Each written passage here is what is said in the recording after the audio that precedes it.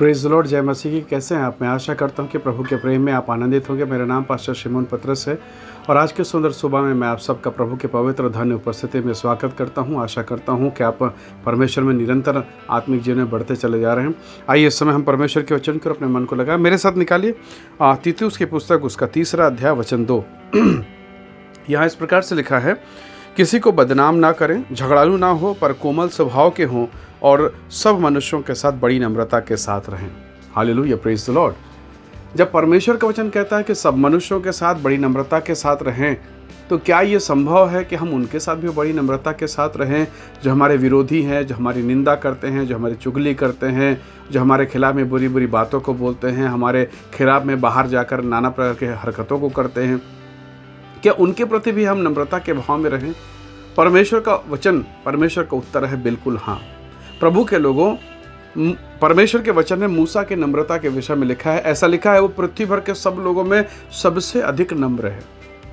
और आप उसकी नम्रता देखेंगे, गिनती किताब निकाल कर देखिए, इजरायली लोग उसको पथरवाह करते हैं। कई बार उसको पथरवाह करने के लिए पकड़ा इजरायली लोग। सोचिए, आपको मैं बताना चाहता हूँ मूसा कौन था।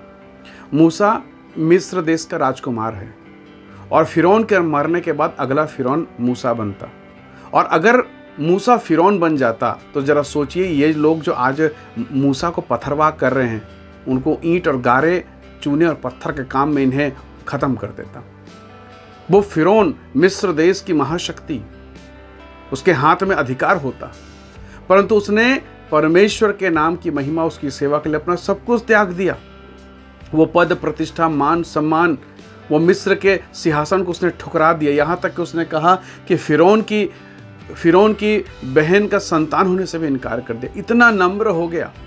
और ये साधारण लोग जो ईंट पत्थर, जो चूने का काम करने वाले लोग हैं, साधारण इजरायली लोग, आज परमेश्वर के महान दास के खिलाफ में बातें कर रहे हैं, उसको पथरवाह करने की कोशिश करते हैं। पर क्या इससे मूसा का व्यवहार बदला? बिल्कुल नहीं बदला। कई बार तो वो मुंह के बल गिर जाता और कहता, तुमको मारना है तो मार लो। उसकी नम्रता, उसकी दीनता के कारण वो परमेश्वर के नज़र में बहुत आदर के योग्य हो गया। सीनै पर्वत पर, सब लोगों के बीच में सीनै पर्वत में वही गया, परमेश्वर से बातें किया, प्रभु के स्वरूप को निहारने पाया, परमेश्वर के महिमा को देखने पाया। उसके हाथ की लिखी वाचा के तख्तियों को वो पहाड़ से, परमेश्वर की उपस्थिति से लोगों के बीच में लाने वाला ठहरा। यहाँ तक के लिखा, उसके चेहरे से किरणें निकल गई, भयंकर तेज किरण निकलती, लोग डरने लगे। हालेलुया।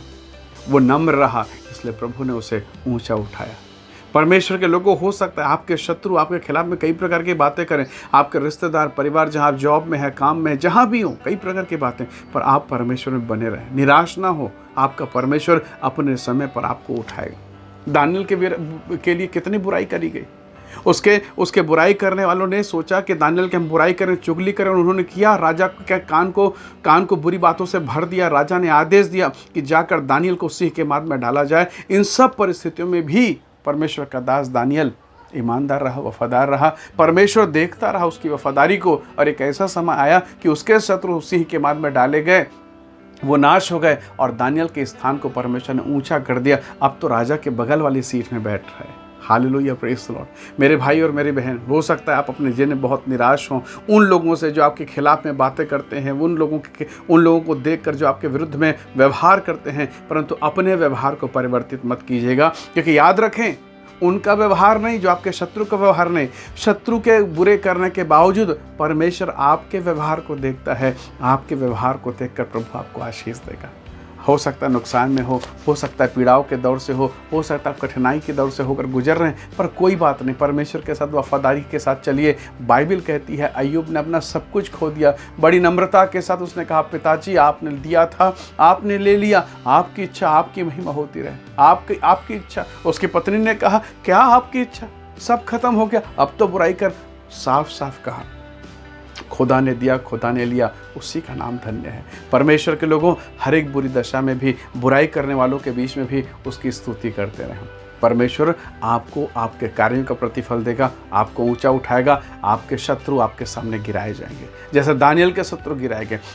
जैसे मिस्र देश की यात्रा में, कनान की यात्रा में सारे मिस्री लोग नाश हो गए, सारे मिस्री लोग नाश हो गए, पर जो इजरायली आ रहे थे वो मूसा की बात को ना सुनने के कारण वो भी नाश हो गए। प्रभु के लोगों, परमेश्वर ने मूसा को स्थान दिया है, आपको भी प्रभु उठाएगा। नम्रता में बना रहें, परमेश्वर की उपस्थिति में बने रहें। आपके शत्रु आपके विरोध में कुछ भी काम करें। शाऊल ने कितने बार दाऊद पर अटैक किया, पर दाऊद ने जवाब नहीं दिया, उसने प्रभु की आराधना की।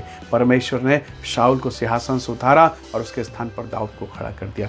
परमेश्वर आप पर भी दया करेगा, आपको भी खड़ेगा, आपका भी समय आएगा। इसलिए प्रार्थना में परमेश्वर के पवित्रता में बने रहें। आइए हम प्रार्थना करें। सर्वशक्तिमान प्रभु, मेरे प्रिय लोगों को तेरे हाथों में सौंपता हूँ। जो परिस्थिति, जो माहौल, जो लोग इनके विरोध में हैं, जो परिस्थितियाँ इनके खिलाफ में हैं, वो यीशु की महिमा के लिए प्रभु इनके सपोर्ट में हो जाए। प्रभु इस बुरी दशा में भी आप इसे निकालना जानते हैं। इन्हें ऊंचा उठाएं और इनके स्थान को और ऊंचा उठाएं प्रभु जी। नम्रता और दीनता से, पवित्रता से भरे रहे प्रभु जी। तेरी उपस्थिति इनके जिन में होने पाए। हम सारी महिमा आपको देते हैं। धन्यवाद के साथ विनती उद्धारकर्ता यीशु के नाम से मांगते हैं, आमीन आमीन।